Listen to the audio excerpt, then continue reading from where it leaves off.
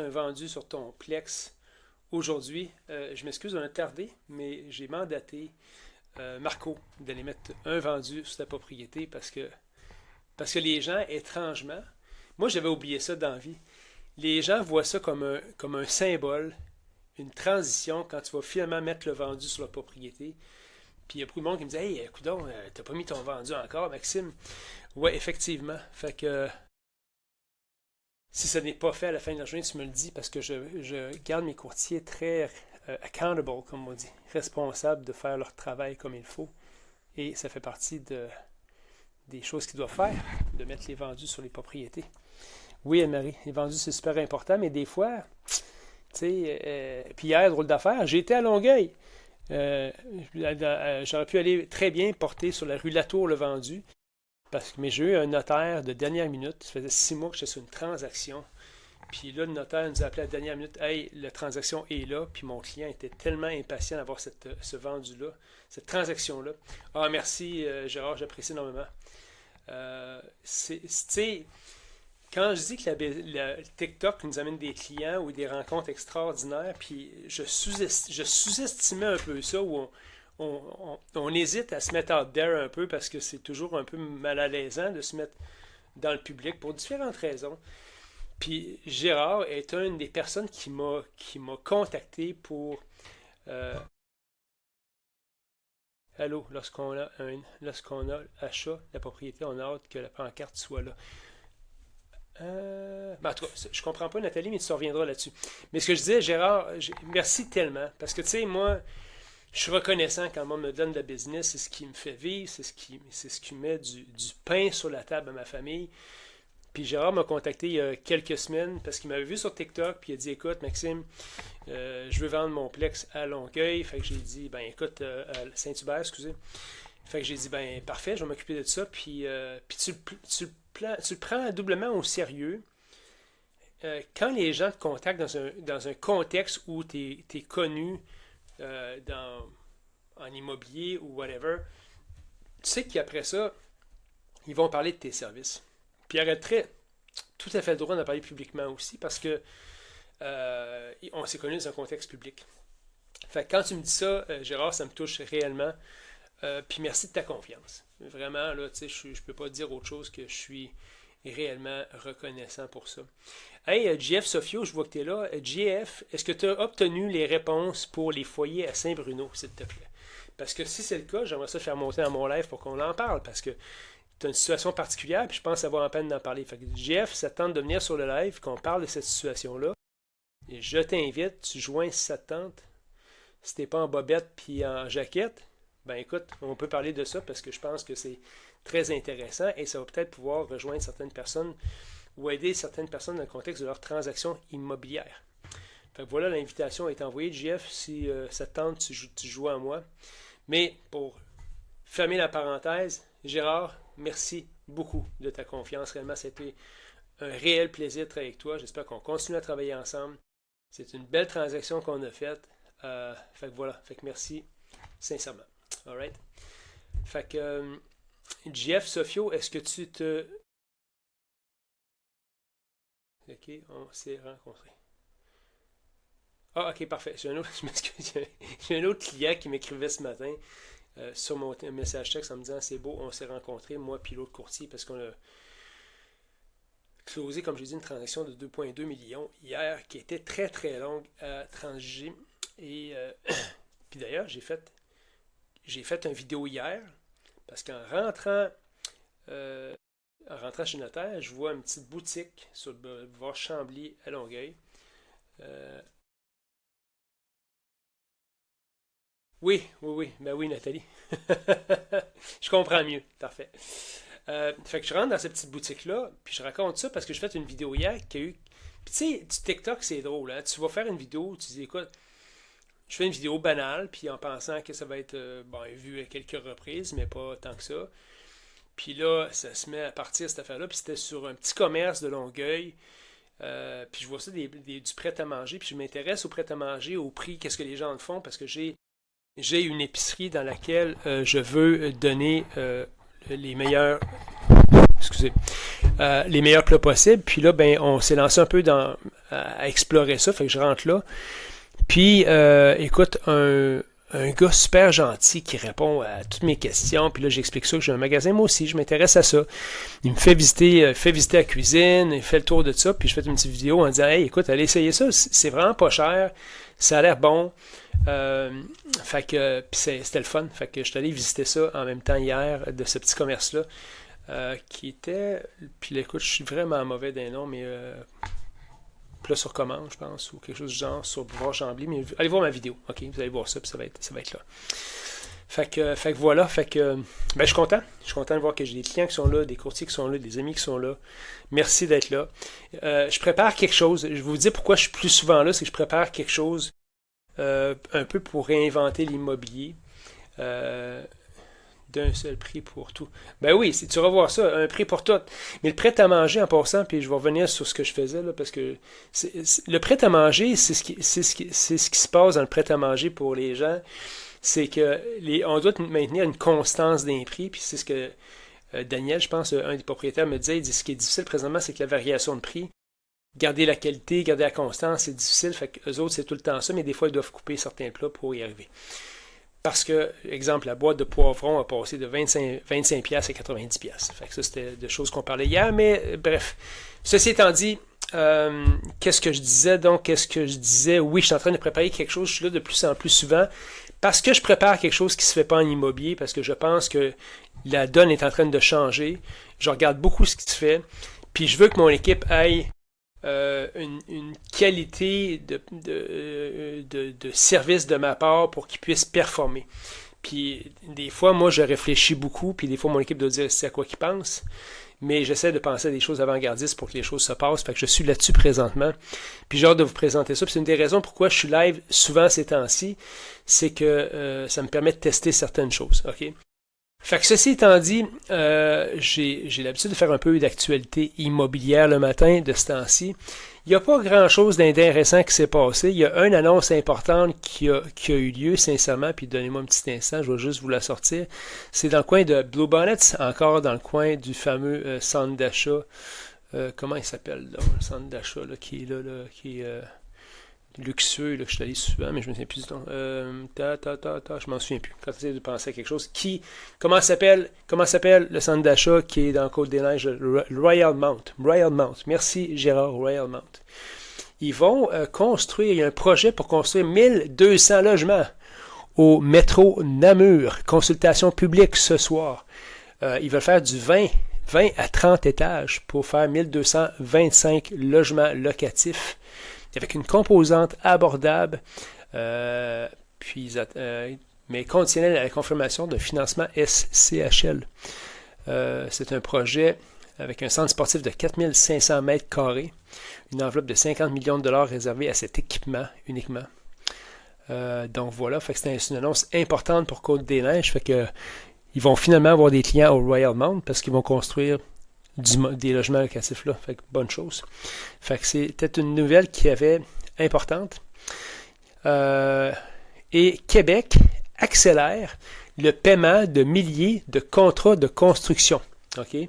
À compter du 8 septembre, le régime québécois de paiement rapide sera élargi aux contrats de construction réalisés pour certains organismes publics.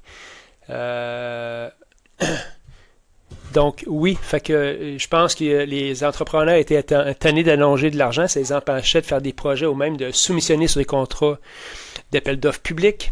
Donc, ils ont décidé d'accélérer les paiements. Bonne chose. Fait que on verra si ça va un peu stimuler la construction immobilière. Fait que voilà. Fait que ça, c'est ça. Je fais une petite vidéo aujourd'hui parce que j'ai beaucoup de questions sur la conversion de copropriété, OK? Puis il y a un moratoire présentement en vigueur à Montréal sur la conversion de plex en condo, dite copropriété divise, OK? Fait que je vais vous parler de ça.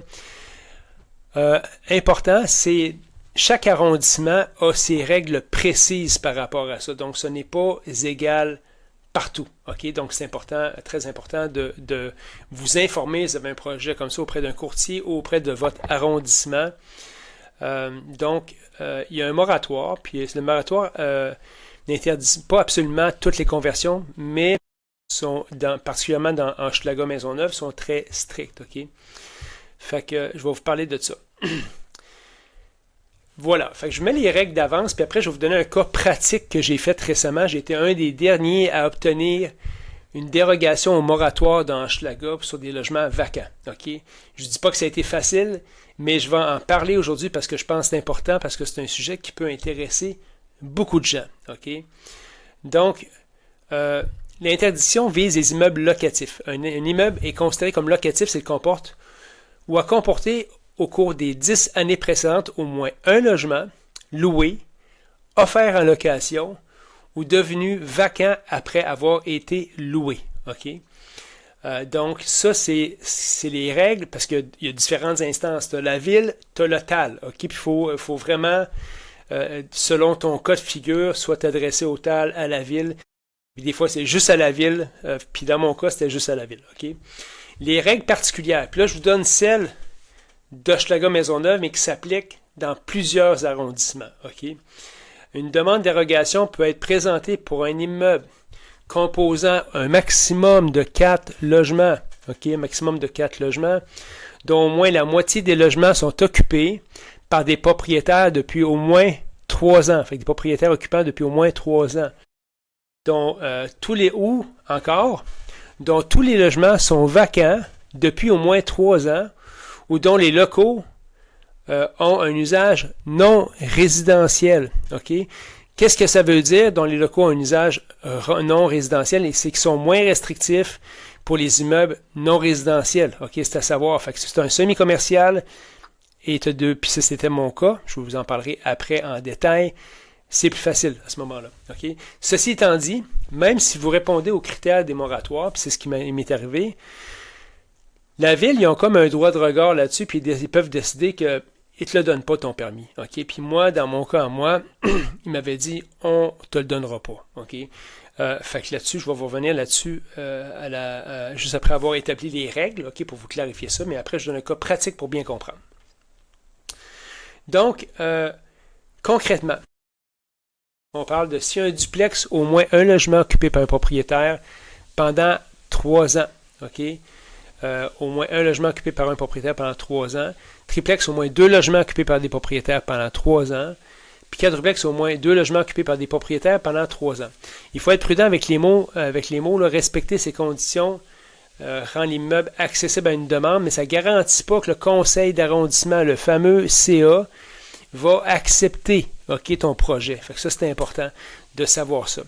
Fait que, dites-vous une affaire, c'est que présentement, la ville, là, s'il n'a pas été vacant avec preuve claire pendant au moins 3 ans, ou c'est pas des propriétaires occupants, puis ils disent 2 sur 3, là, c'est pas tout du propriétaire occupant, les chances d'obtenir une dérogation avec le CA sont extrêmement compliquées. OK? Une conversion ne permet pas non plus de sortir les locataires d'un immeuble. C'est arrivé quand j'étais en pleine transaction pour convertir mon immeuble sur la rue Sainte-Catherine. Ça a passé des nouvelles. Il y a un propriétaire qui avait un 6 logements semi-commercial. Okay? Il a fait 2 logements commerciaux au rez-de-chaussée, 4 locatifs en haut. Puis là, il a fait une demande pour une dérogation pour convertir en résidentiel. C'était rendu au CA. Mais quelqu'un s'est rendu compte qu'il y avait encore des locataires dans la place. Fait que là, qu'est-ce que vous pensez que c'est passé quand ça s'est rendu au CA? Ben là, c'est passé ce qui devait se passer. Ils ont eu un refus à la ville de in extremis, je dirais à la dernière minute. Fait que là-dessus, faut être prudent. OK? Fait que moi, quand j'ai déposé mon projet par la suite, il était très, très, très curieux à savoir, c'est-tu vraiment un vrai projet de conversion ou c'est encore une histoire abracadabrante. Puis moi, quand je fais des projets, puis les gens sont rapides pour juger les gens qui font l'investissement, de la conversion, mais quand je les fais, sont legit de A à Z, puis c'était mon cas avec moi, puis j'avais pris des mesures particulières lors de l'achat pour faire mettre par le notaire, noir sur blanc, puis ça c'est un conseil que je vais vous donner. Si vous achetez un immeuble dans le but d'en faire une conversion en copropriété et que l'immeuble est vacant, faites écrire dans l'acte de vente une déclaration du vendeur comme de quoi il dit que l'immeuble est vacant depuis, exemple, 10 ans. OK? Puis c'est ce que j'ai fait moi, puis c'est ce qui m'a sauvé dans ce dossier-là. Fait que voilà. Les démarches pour convertir un immeuble en copropriété divise. Puis je vous dis tout de suite, on va faire une autre émission sur les indivises. C'est beaucoup plus simple. C'est possiblement le chemin le plus efficace, mais dans certains scénarios. Puis moi, quand je fais des projets comme ça, je les amène jusqu'au bout parce que le jour que je les ai faites, ben je peux coacher mes clients pour le faire aussi. Fait que j'ai besoin de marcher à travers le feu pour pouvoir montrer à mes clients comment marcher à travers le feu aussi, tu sais. Fait que c'est ce que je fais. Les démarches, je parle des démarches là on parle principalement des démarches d'un immeuble où il y a des locataires, où il y a eu des locataires, où c'est des propriétaires occupants. OK? Premièrement, il faut envoyer un avis d'intention à chaque locataire et au TAL avant toute démarche préparatoire. Fait que s'il n'y a pas de locataire, ben tu envoies une demande au TAL, puis il faut que tous les propriétaires se présentent disant qu'ils sont propriétaires occupants de leur logement. Principalement, c'est ça. Il y a une demande de dérogation à présenter également à votre arrondissement si vous voulez avoir une conversion en copropriété. Il faut également passer par un processus municipal puis obtenir la résolution du CA, du fameux CA. Moi, il avait essayé de me dissuader en me disant « Monsieur, on va vous faire payer 3000 $ pour vous faire entendre au CA, puis on va vous refuser. » J'ai dit « Non, moi je vais le payer, 3000 $ pour aller au CA, il n'y a pas de problème avec ça. » Et puis au CA, ils n'ont eu aucune objection, aucune question, mais mon projet était blindé. Fait que c'est pour ça que j'ai réussi, puis ils m'ont dit « Ah ben les demandes, de toute façon, on n'en prend plus, vous êtes la dernière qui a été soumise. » Okay? Fait que j'ai réussi à obtenir ma dérogation à cause de ça. Il faut obtenir également, là c'est intéressant, permis de lotissement et effectuer l'opération cadastrale. Votre arpenteur géomètre va s'occuper de ce bout-là. Puis je vous dis là, tous les arpenteurs ne sont pas égaux pour faire ces opérations cadastrales-là. Il faut avoir les bons contacts. Je les ai, si vous avez besoin, vous me contactez. All right? Déclaration de copropriété à faire préparer par votre notaire. Publier la déclaration de copropriété dans l'année suivante l'autorisation. Respecter la priorité d'achat du locataire avant la priorité de vente. Ça, je ne sais même pas ce que ça veut dire. Là. Fait que les coûts généralement, puis là, il y a tous les frais de parc qui viennent avec ça. Si vous construisez du 3 chambres à coucher, vous savez, du 3 chambres à coucher, vous allez sauver des frais de parc. C'est une autre affaire que je vous parlerai dans une autre vidéo. Ceci étant dit, je vous ramène à ce que j'ai effectué il y a quelques mois seulement, puis je vais essayer de vous sortir une photo pour comprendre le cas pratique auquel j'ai fait face récemment. Et je vous explique. Ceux qui ne le savent pas, j'ai acheté, en fait, je vous raconte anecdotiquement l'histoire. J'habite moi tout près de ce qui était l'herboristerie et encore l'herboristerie Desjardins. Et puis, à un moment donné, mon frère Guillaume, qui travaille avec moi, me dit hey, « Écoute, Maxime, l'herboristerie est à vendre. » Bon, la vérité, c'est que c'était très dur à trouver dans le réseau MLS. C'était à vendre, c'était là, mais personne semblait vraiment voir ce listing-là ou très peu de gens. Et j'ai commencé à m'y intéresser. Puis, chose intéressante, c'est que le rez-de-chaussée était commercial, occupé par le propriétaire occupant qui exploite le business. Et il y avait 2 logements aux étages supérieurs qui étaient vacants, donc 2e, 3e étage vacants depuis 10 ans. Puis il y avait une maison avec ça. C'était assez particulier parce que c'était vraiment un beau setup, mais c'était pas en bon état. Okay? C'était en très, très, très mauvais état.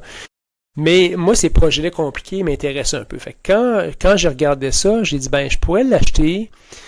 Il y avait sur le même lot, donc le triplex, la maison. Je pourrais juste revendre le triplex, la maison, puis garder le triplex, puis réexploiter ce business-là qui a un beau potentiel, qui était l'herboristerie Desjardins. Fait que je fais une offre d'achat. Le courtier me dit Maxime, c'est refusé parce que il y a une autre offre qui est arrivée. Fait que je dis bon, ben c'est bien correct. Life goes on, puis moi je m'attache pas à des projets. Je suis un artiste là, de l'immobilier, j'aime ça en faire, mais je m'attache pas à ça. Fait que je laisse ça aller.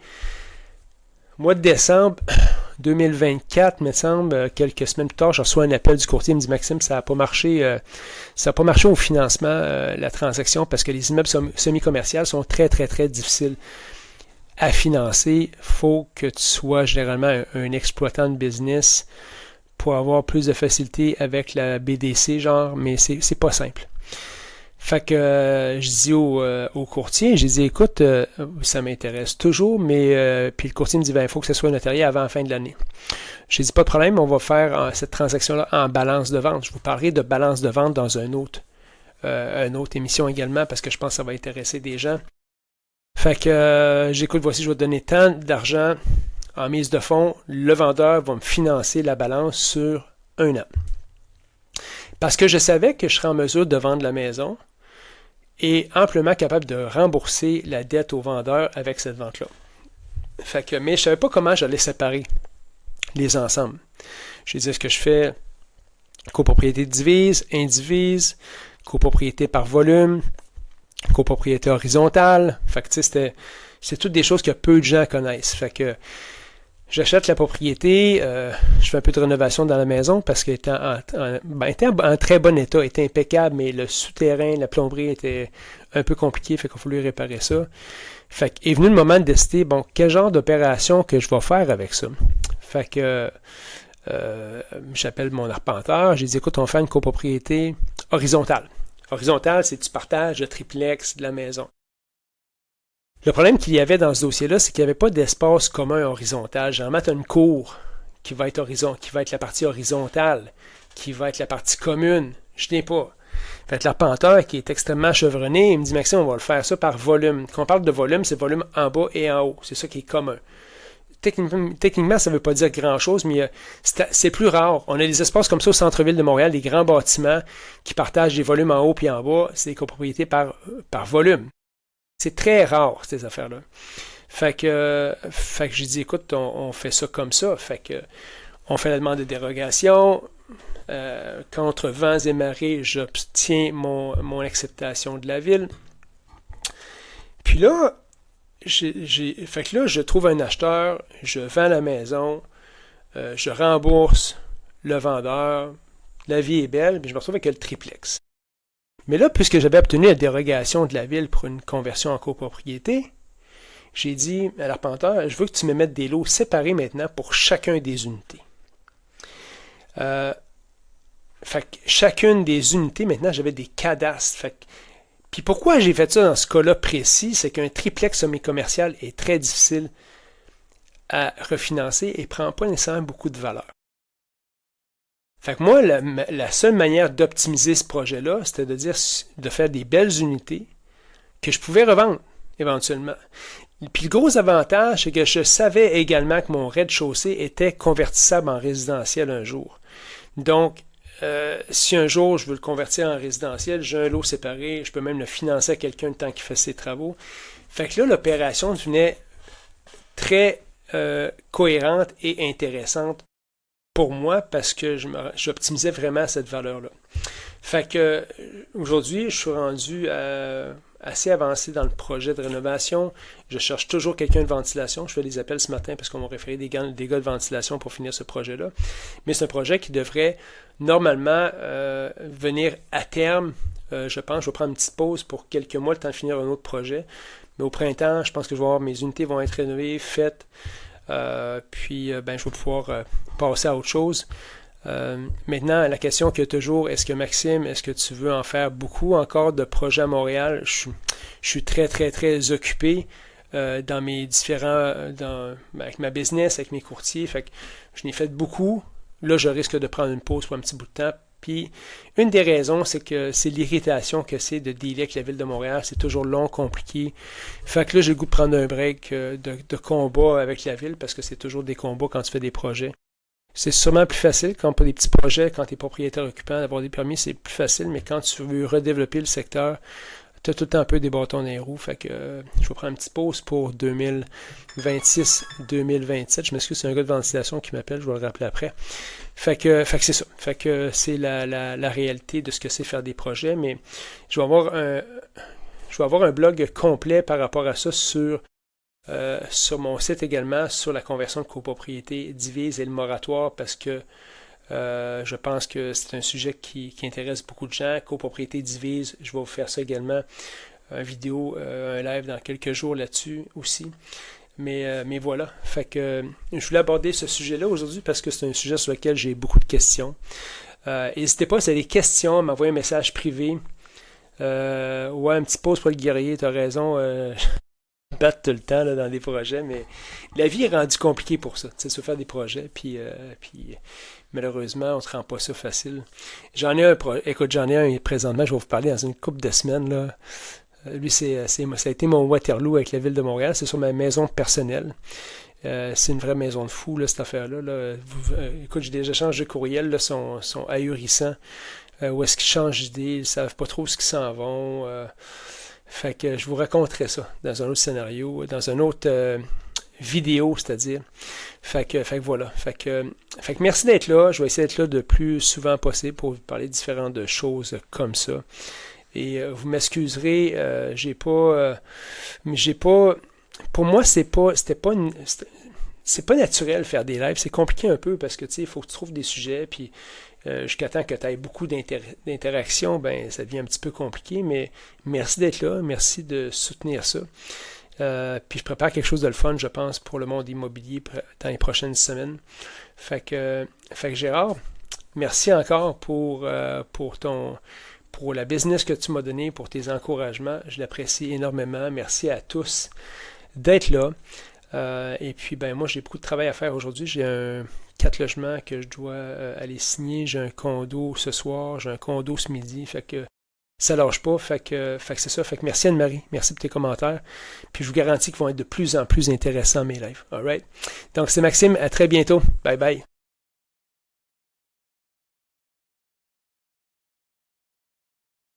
Fait que la gang qui sont sur Facebook, merci d'être là. Je vais mettre un terme au live également. N'hésitez pas.